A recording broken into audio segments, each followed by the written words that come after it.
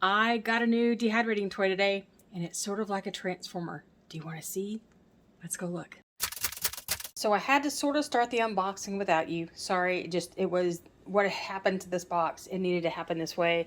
So what I'm going to show you is, this is what I have.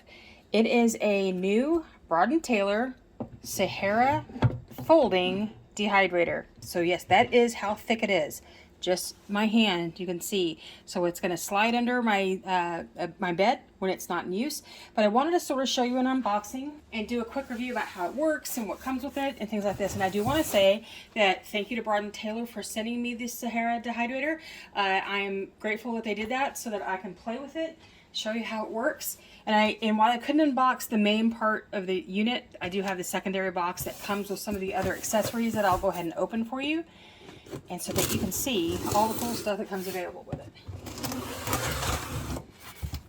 But I'm also going to be reviewing this. So this is not just a box opening. It's going to be telling you what it's like, how to open it, how to do it, what my thoughts on it are, the sounds that it makes, all that kind of good stuff. It's all going to be part of this. So in this component, what we've got here these are some of the accessory things.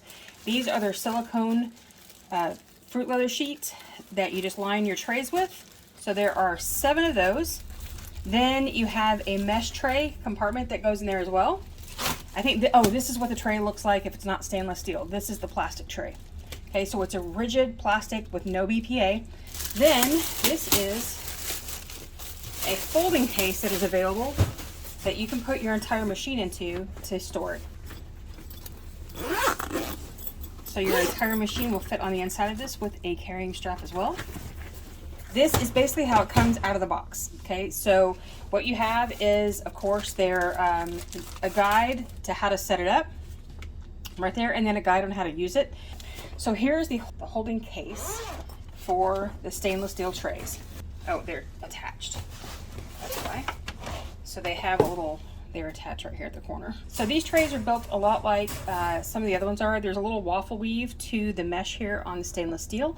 And in most cases, depending on what you're dehydrating, you're going to want to use their liner for things that are high in sugar or are very watery or tend to stick. This would be good for jerky. You can do jerky on this. You can do a lot of more firm vegetables. But for a lot of fruits, anything that's really watery, like I wouldn't put a tomato right on this. You'd want to use the liner that goes on top of it. Okay, and this is the standard, move that out of the way. This is the standard filter that comes with your machine. It unlike other dehydrators, which this is new, I've never seen this before, they offer a filter to help filter the air coming into the dehydrator so that you're not pulling in dust and particles from the air in your home into the dehydrator that might go on your foods. These filters are washable and reusable, and they have 2 extra that came with it, but there's already 1, I think, in the machine, but these are some extras that came with it. So how does this work? It's like a transformer, and my husband likes to make fun of me because I'm not a big fan of transformers, and he's an uber fan of transformers. And then when this came in, I was like, honey, I've got my own transformer. So this is the bulk of the machine right here. It's about 13 pounds. When you add the stainless steel trays to it, it comes out to about 18 pounds, just a little bit less, so that you know how much this weighs. I'm going to open it for you. I'm going to set it up for you, and we'll talk about what it does. So first things first, I'm going to unlock it by just turning up these knobs in the back here. And you're going to pull this off at first. This is the drip tray that will go on the bottom. And here you go. Yeah, see the filter right here. So you would turn this and pull it out, and you can wash this filter or replace it however you need to. Put it back in. Just lock it in place. Then, while you would think that these are things to pull this up with, it's not. Actually, these are for something in a minute. So your plug is right back here in the back. So you'll take it out because you need to set it up separately. This is the way that it makes it smaller to store. So right here is a lock. You're going to unlock that, and then you're going to lift up the entire machine. Okay? Just like that. Then you're going to pull out from here. You're going to pull this together so that it all comes out straight toward you. Take these off. So I'm going to go ahead and pull these off so it makes it a little easier.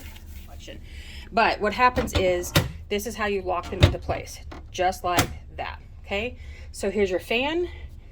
Both of the edges will turn in this way, and then you just pop this straight out, lock them into place.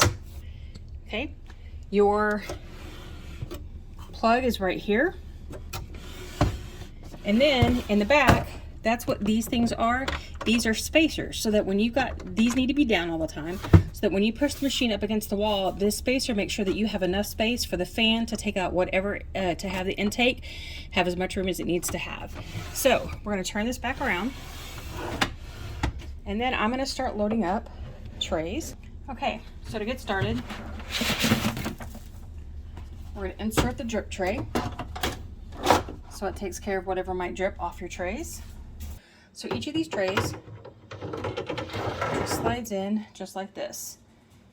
You're going to want to put the rail right here going to the bottom so it doesn't scratch.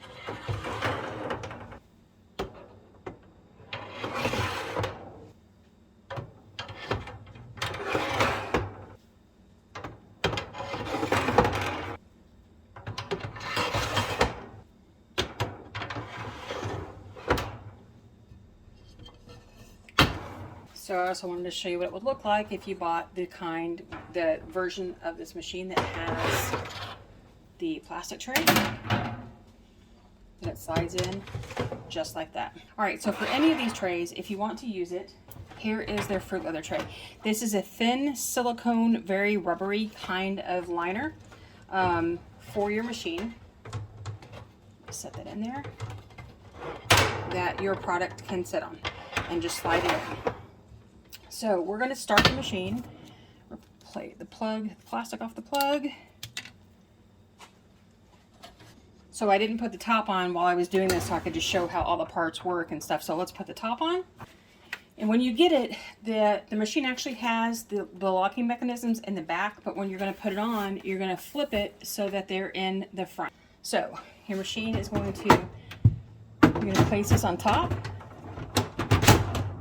and then you're going to lock the top into place. Okay, when you turn on your machine, your power button here, just like that. Okay, it's going to be set to 0 time and a fan. This does run on fan only with no heat at all, in case you want that for some reason. If you're drying any art project that you don't really want to add heat to, you can just dry it on an air dryer and it dries fine. If you need to switch from Fahrenheit to Celsius, you push down the start button and the mode button for 2 seconds.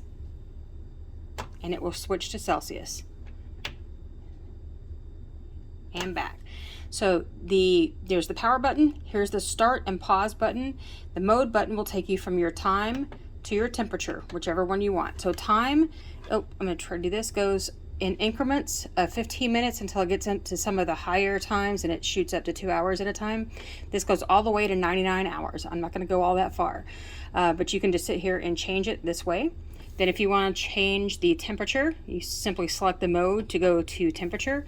This temperature goes by single digits all the way up from 86 degrees to 165. Let's get it all the way up.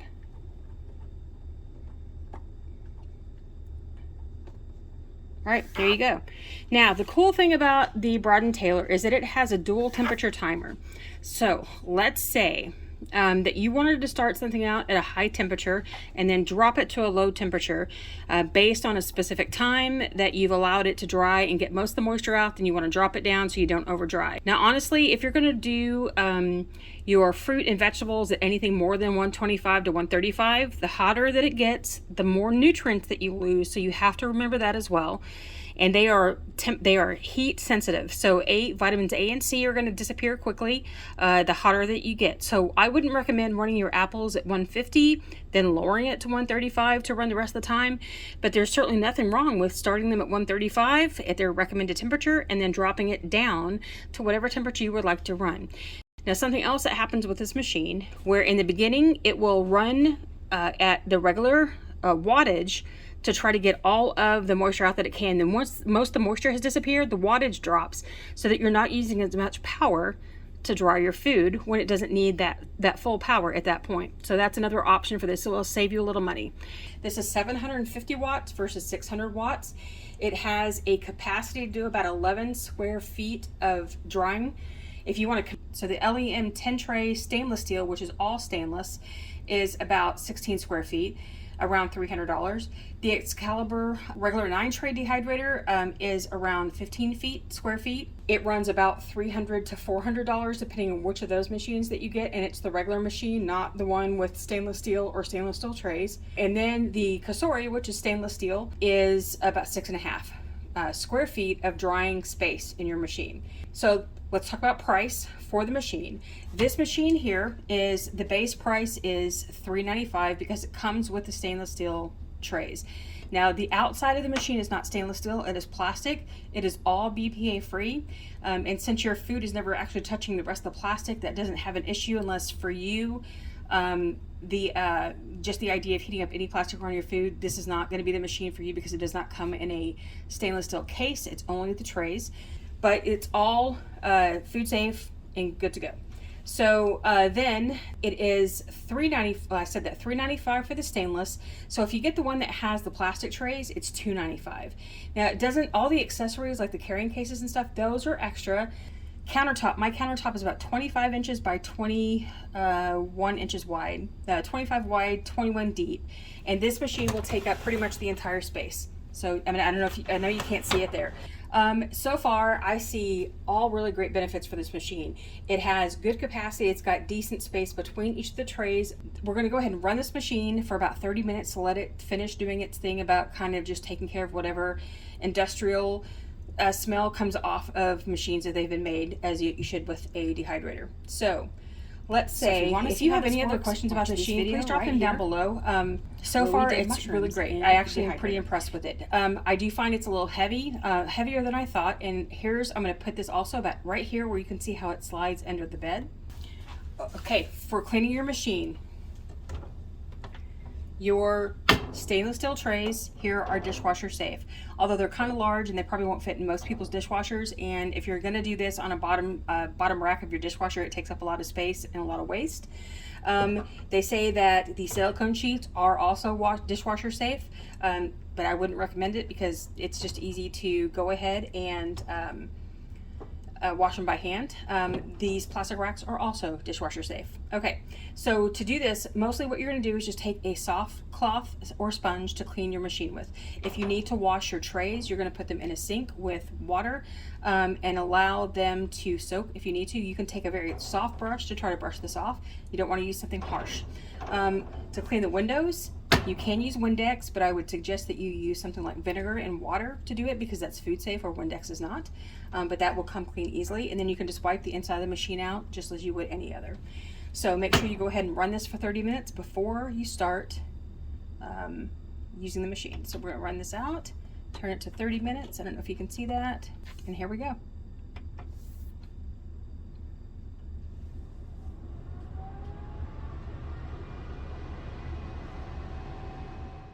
Okay, what makes the Bride & Taylor special, the Sahara Foldable Dehydrator, is that it does fold down. Because those of you with small spaces in a kitchen where you may have workspace that it can stay to work, but when it's not working, it needs to go someplace else, so it can store in a closet and not take up all the square footage on a shelf the way that a regular machine would.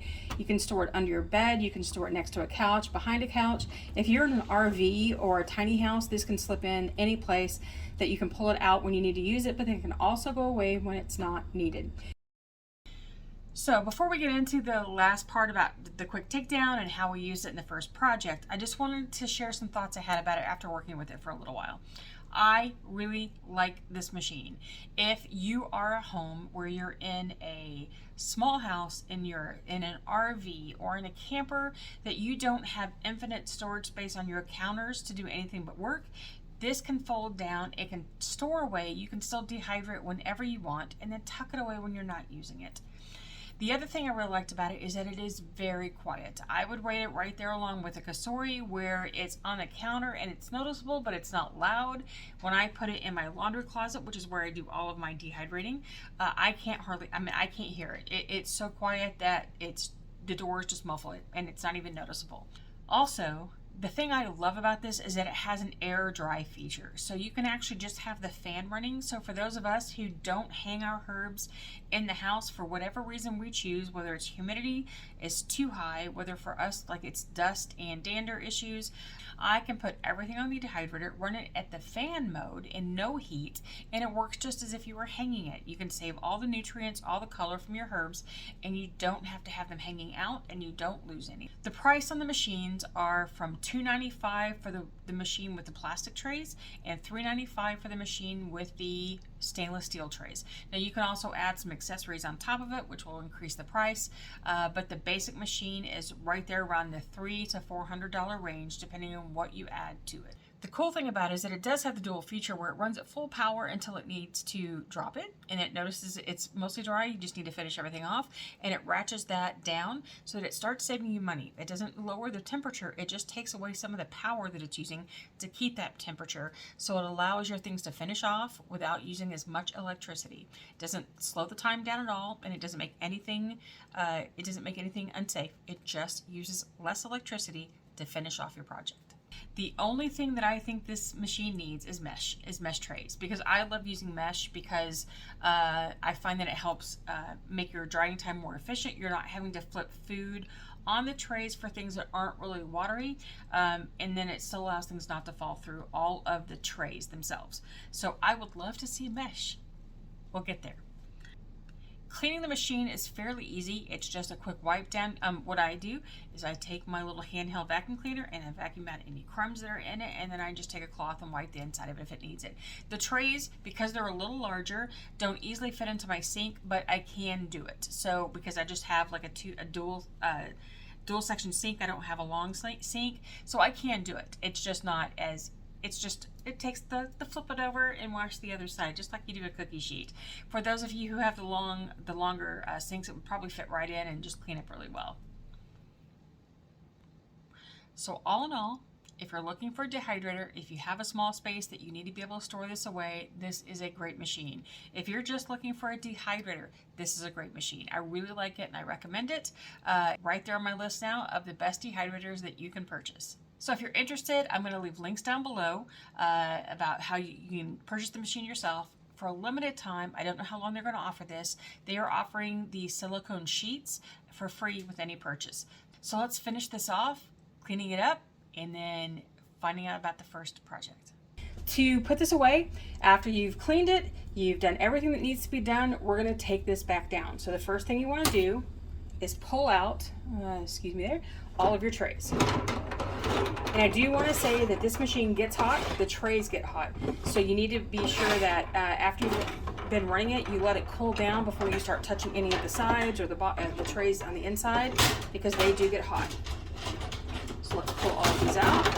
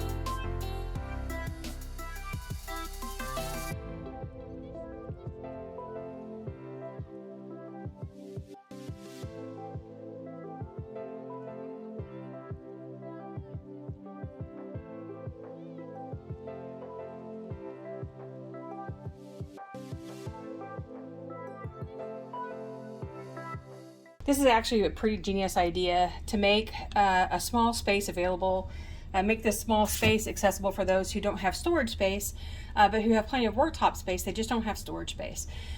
Or in campers, or do a lot of, like live in a tiny house, this could be an option for you to have a dehydrator that doesn't have to sit in a space all the time. Now, if you would like to see how this works, watch this video right here where you can see how I did it with mushrooms, our first round in the machine.